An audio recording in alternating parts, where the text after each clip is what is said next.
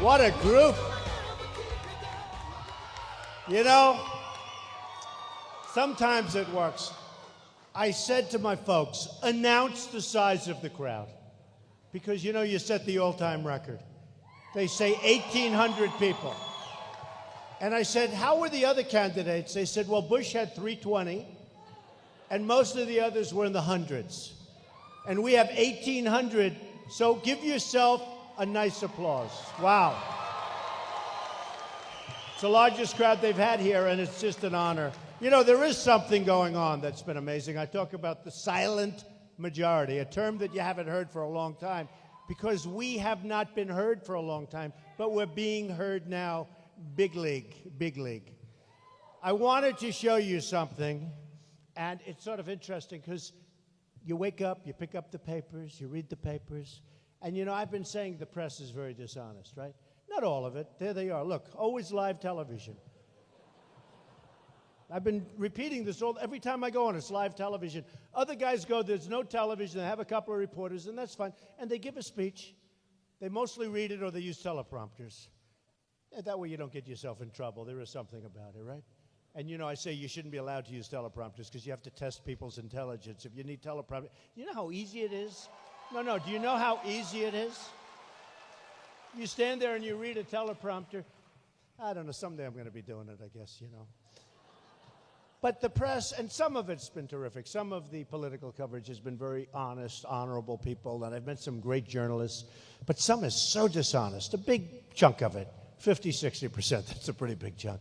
So I wake up this morning, and New York Times. And I love the New York Times. It's great. But I see a story on the front page. I'm on the front page. I'm always on the front page of the New York Times now. We're going to set a record for that, too, like almost every day. So, do you mind if I put on my glasses? Does anybody mind? You know, the print gets smaller and smaller and smaller as they lose more and more money. It's tough. It's true. Do you remember how big those pages used to be? Now it's supposed to be like a tabloid, you know, read it this way. But these things used to be massive. Now they're not so big. But it's still the New York Times. And we still love the New York Times. It's a different bent. Editorially, they kill us all. They don't agree with us, but that's okay. So I pick up, Trump gets earful in Spanish as Latino outlets air disdain. And I'm just saying, what does that mean? And they start off, now think of this is on the front page. And, you know, especially if you come from New York, when you're on the front page, that means like a lot to me. Of the New York Times, that's a lot. So it talks about the whole thing I had with the Spanish journalist. If you call him a journalist, I don't. Actually, he's an advocate for lots of things. So they say here, this is a different person. The front page. Ricardo Sanchez, known as El Mandril, on his Spanish drive-time radio show in Los Angeles, has taken to calling Donald J. Trump El Hombre del Peliquin. In other words, the man of the toupee. This is on the front page of the New York Times. I don't wear a toupee. It's my hair. I swear. Come here. Come here. Come here. Come here. We're gonna settle this. You know, Barbara Walters did it. Barbara Walters named me the most whatever it is of the year. Just come on up here. They're gonna let you. You have to do an inspection here. This is getting crazy. This is crazy. Just real quick. We don't want to mess it up too much because I do use hairspray. That I said. Come. Is it mine? Look. It is. It is. Say it, please. Yes, I believe it is. Thank you. And have I ever met you before? No. No, you haven't. But you're very nice. Thank you. Nice to meet you. Somebody's got a very nice wife. I don't know who she is, but she's got a very nice. So I'm on the front page of the New York Times. The first sentence says I wear a toupee. And I don't. I swear to you I don't. Okay. Now it goes on, and it gets worse, by the way. It says that I was accused, Mexican immigrants, who I love. By the way, I love Mexican people. I have such a great relationship to Mexico. I hire thousands. People, the rich Mexicans, they're great people. Friends of mine, they buy my apartments. Just like I love the Chinese people. The problem, it's true, they buy my apartments. They're friends of mine. They live in Trump Tower. They live in many of my buildings. I love the Mexican people. They have tremendous spirit. So here, they have down here, and they love me. And by the way, I think I'm going to win the Mexican vote because I'm going to bring, and the Hispanic vote generally. Thousands and thousands of people have worked for me over the years, Hispanic, because I'm going to bring jobs back from China, and I'm going to bring jobs back from Japan, and all of these people. So now, no, it gets worse. Don't worry. Trump, who has dismissed some Mexican immigrants, listen to this, as rapists and criminals, or simply put, as Hitler. Do you believe? Now, the Hitler one I've never heard until this morning when I woke up. I'm not a fan of Hitler. So now they just added the rapist. Now they've just added Hitler into it. So then, which is all false, by the way, and they know it. And by the way, the Hispanics that are in the country legally, they love me. They're saying, we don't want people pouring through the border. We don't want that, Mr. Trump. We have a great relationship. So now they talk about this gentleman, Mr. Trump, Spanish language news media. He announced his candidacy in June, boiled over on Tuesday at a news conference in Iowa, which was an amazing event. You know, I made my best speech the other night in Iowa. And it was live on all the networks. But nobody talked about it because I had this guy getting up and ranting and raving like a lunatic, and that was all they covered. They didn't cover my speech. It was the best speech I've ever made. That's my opinion.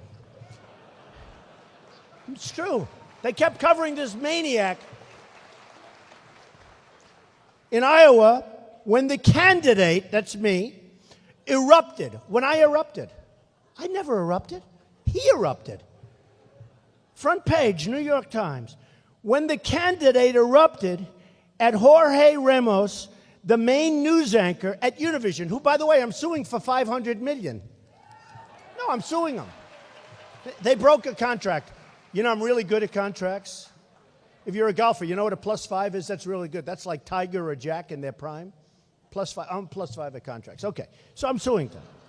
They're not happy.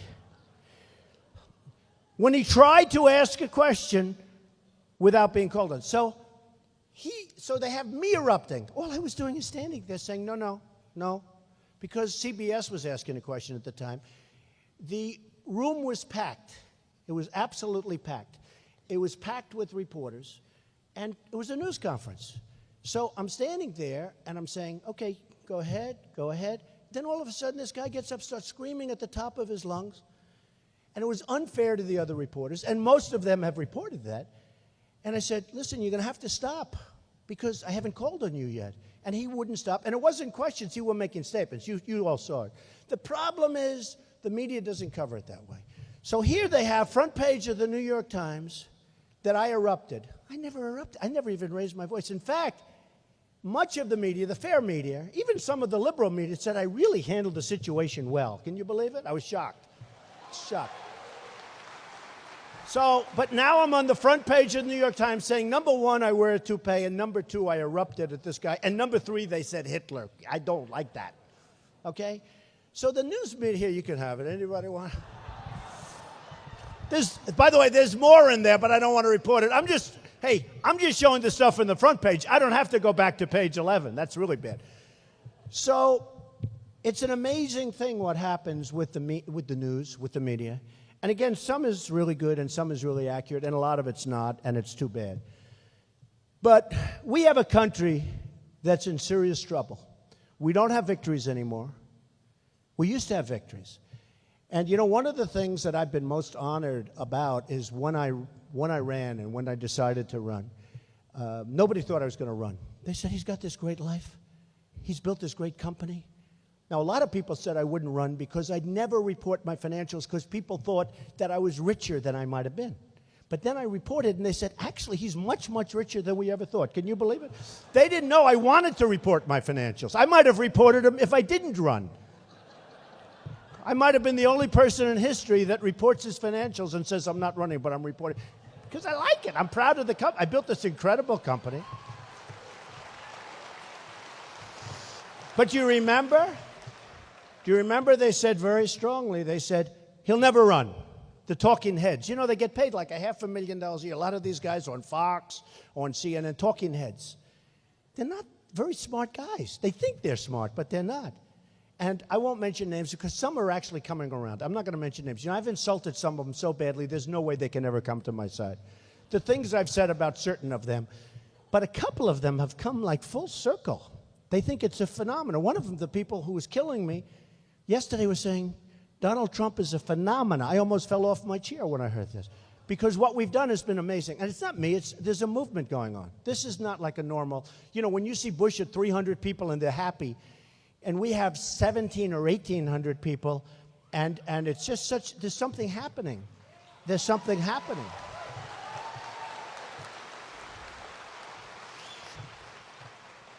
And one of the things that are happening is that we just are tired of politicians who are all talk, no action, don't get anything done, don't know what they're doing other than getting reelected, and people are tired of it. They're tired of low-energy people. You know, I don't know if you saw, in the same day, Hillary, who I think has got very big problems, by the way, very big problems. I think she's got bigger problems than whether or not she's going to run, but we'll find out. We'll find out. But Hillary and Jeb, I can't call him Bush. He doesn't use his last name. Did you ever see a sign that says Jeb Bush or Bush? Now, there's a reason he doesn't use his last name, because it's not going to work too well. Because we had a lot of problems with that last name. We had a lot of problems. But in the same day, they said, his tone is not nice. His tone. You know, I view it as energy. There's no energy on the other side. We need tone. We need tough tone. We need it. I mean, you know, I use this analogy. They said, I don't like his tone. And I said to myself, you know, I just turned on, and ISIS was chopping off the heads of 3 Christians, taking their heads off. They were dunking them. You saw that with the cages where they dunk them in the ocean and drown them. And they're talking about my tone. We need tough tone. We're not going to have a country anymore. We're not going to have a country. So I've met so many people over the last period of time, and I've met so many vets who are being mistreated horribly by the incompetent people in Washington. It's not even the money. They throw money, but between the theft that goes on, the bad management, the vets will be taken care of so well under a Trump administration, and I have tremendous support from the vets.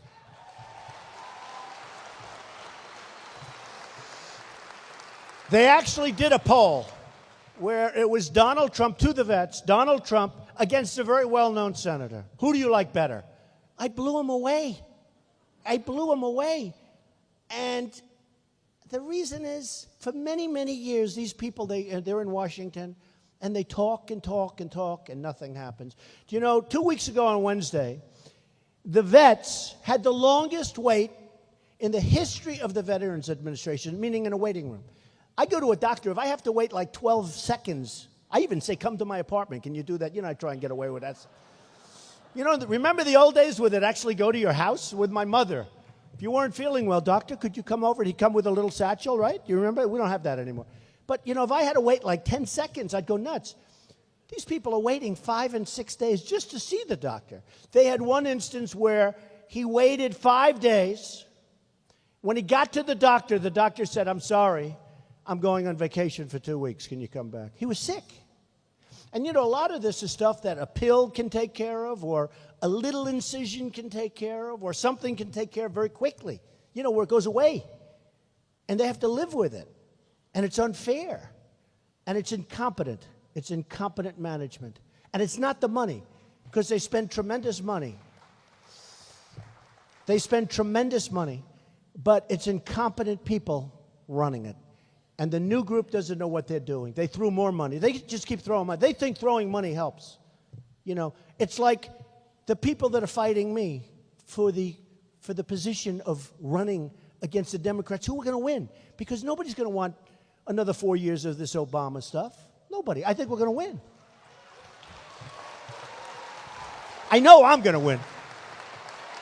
I know I'm going to win. But it's like Jeb Bush, and I keep using him because I used to think he was like the guy that you had to beat. But he's like mired down. He's going down fast. I don't even know who's second. You know, a poll came out today. Actually, Dr. Carson's second. He's a nice guy. I can't hit him. He's been so nice to me. It's true. I cannot hit him. And Ted Cruz, Senator Cruz, has been so nice to me. I can't hit him. I may have to if he starts getting like really close. I may have to. But, you know, it's sort of interesting. No, but Ted Cruz has been so great. In fact, I think we're doing something next week or the week after about the Iran Pact. We're going to do it in Washington. We're going to have a tremendous crowd come out. And this Iran Pact is, you talk about incompetent. I mean, this is one of the all-time. But it's like, I really was hitting Bush hard. I actually felt sorry for him because he's such a nice person, you know? And yesterday he upped his energy, and I've called him a low-energy individual. We don't need low energy. Our country's falling apart. We're getting beaten at every single corner. We don't have one good trade deal out of hundreds. We're losing money with everybody. China's taking money like candy from a baby's pocket. Japan is sending millions of cars to our shores. Millions. We send them beef. We send them wheat. You ever see what they're up here, we're down here monetarily, like they're here, we're here, and then they don't want our beef. They send it back. It doesn't last very long. It's called perishable. And I was in Los Angeles and I saw a boat, a ship, like the biggest ship I've ever seen. Cars from Japan. And it's like so imbalanced. It's so imbalanced. And they're rough and they have a great leader. And we have Carolyn Kennedy representing us, who's a very nice person. I tell her all the time, I told you, why do I like her? Because Ivanka likes her, my daughter. Anybody my daughter likes, I like. But I don't want her negotiating for me, please. Not Carol. I told the story about, has anyone heard how she got the job? Has anyone heard? Should I tell you the story? So it was on 60 Minutes. And it was actually very accurately portrayed because I told the story once before. And it was very